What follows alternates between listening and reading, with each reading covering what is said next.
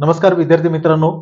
नुकतीच एका पुरस्काराची क्रीडा पुरस्काराची घोषणा झाली आणि त्या क्रीडा पुरस्काराचं नाव आहे मेजर ध्यानचंद खेलरत्न पुरस्कार. परीक्षेत नेहमी विचारला जाणारा प्रश्न आहे, कोणत्या खेळाडूला मेजर ध्यानचंद खेलरत्न पुरस्कार दिला जातो. आपण हा जो व्हिडिओ आहे या व्हिडिओमध्ये या वर्षी म्हणजे वर्ष 2025 जरी असलं तरी 2024 चे पुरस्कार आहेत, त्यामुळे प्रत्येकाने हे नमूद करायचे आहेत, कारण वर्षाच्या शेवटी हे पुरस्कार दिले जातात. त्यामुळे ते दुसऱ्या वर्षी आता 2024 चा पुरस्कार हा 2025 ला 17 जानेवारीला द्रौपदी मुर्मू यांच्या हस्ते द्रौपदी मुर्मू आपल्या राष्ट्रपती यांच्या हस्ते हा पुरस्कार देण्यात येणार आहे.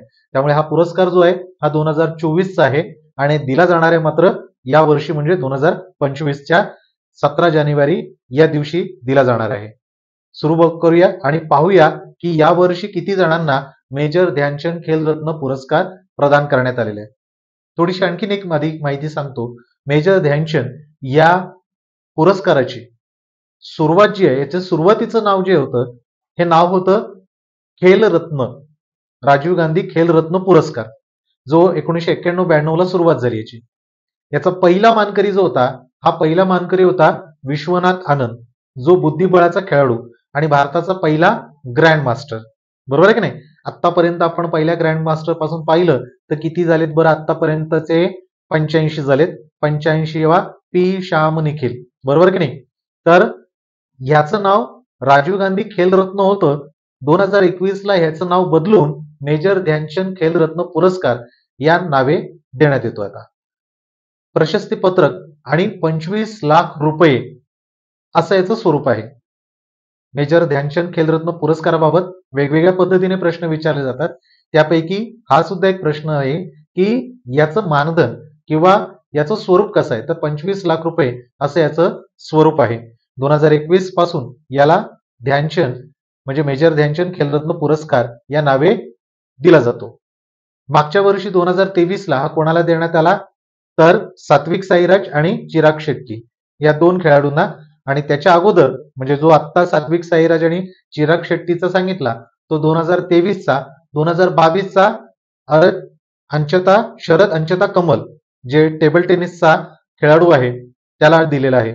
साधारणतः 2-1 वर्षापूर्वीचाही विचारतात. 2022, 2023 आणि आता 2024.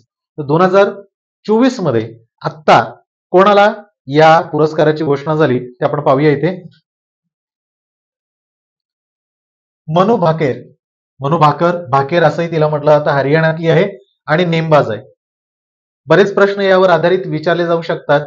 मनू भाकेर यांनी एकाच ऑलिम्पिकमध्ये जी आता पार पडली 33वी पॅरिसमध्ये फ्रान्स या ठिकाणी म्हणजे फ्रान्स देशामध्ये पॅरिस या ठिकाणी जी ऑलिम्पिक पार पडली त्यामध्ये मनू भाकेरने एकाच खेळ प्रकारामध्ये 2 पदक जिंकलेली आहेत.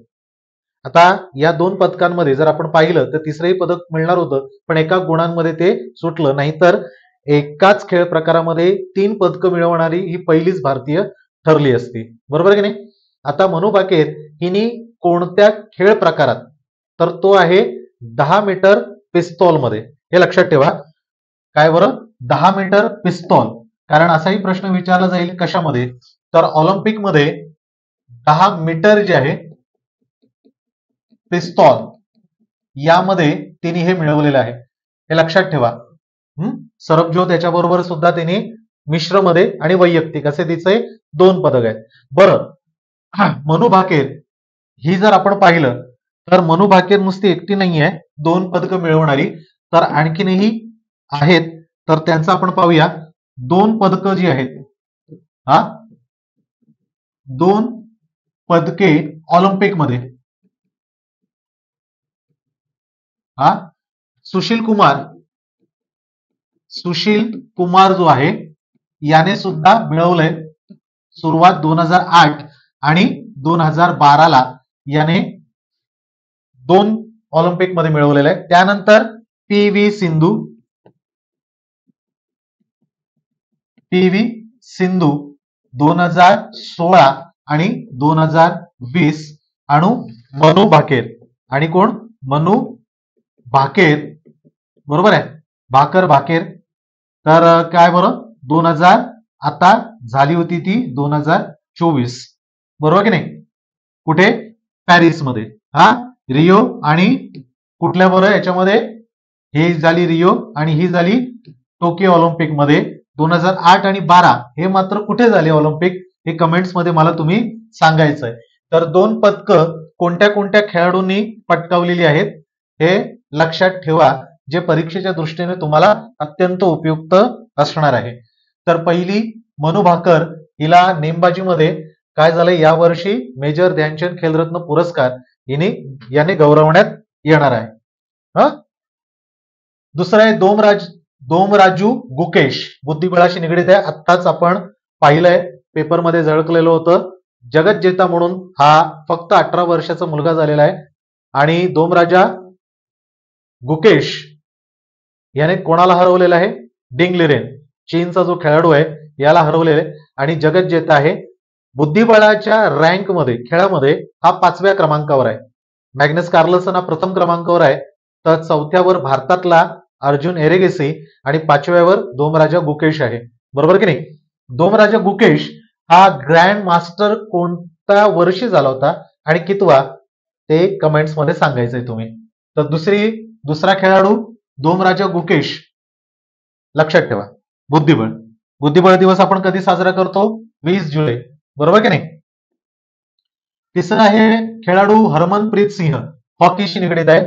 हरमनप्रीत सिंह हा भारतीय हॉकी संघाचा कर्णधार आहे, बरोबर की नाही? जे मी आता मगाशी म्हणालो होतो ऑलिम्पिकमध्ये, जे आता ऑलिम्पिक झालं 33वं 2024ला, तिथे आपण स्पेनला हरवून कुठलं पदक मिळवलंय? कांस्य पदक, ब्रॉन्झ पदक मिळवलेलं आहे. आणि त्या अगोदर टोकियोमध्ये सुद्धा आपण कुठलं पदक मिळवले? कांस्य पदक मिळवलेलं आहे. अशा दोन्ही वेळेला कर्णधार म्हणून हरमनप्रीत सिंह आणि इंटरनॅशनल हॉकी या म्हणजे खेळाडू म्हणून, उत्कृष्ट खेळाडू म्हणून याला पुरस्कार देण्यात आलेला आहे. म्हणजे हॉकी मधला सर्वोत्कृष्ट पुरस्कार हा कोणाला देण्यात आलेला आहे?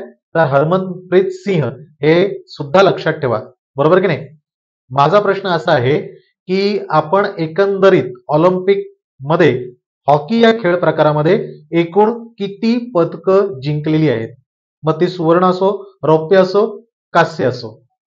हा, सुवर्ण सांगायचे, रौप्य सांगायचे आणि कांस्य सांगायचे. चला पुढे जाऊया. प्रवीण कुमार पॅरा ऍथलेटिक्स, हे कोण आहेत? प्रवीण कुमार आहेत, पॅरा ऍथलेटिक्स आहेत.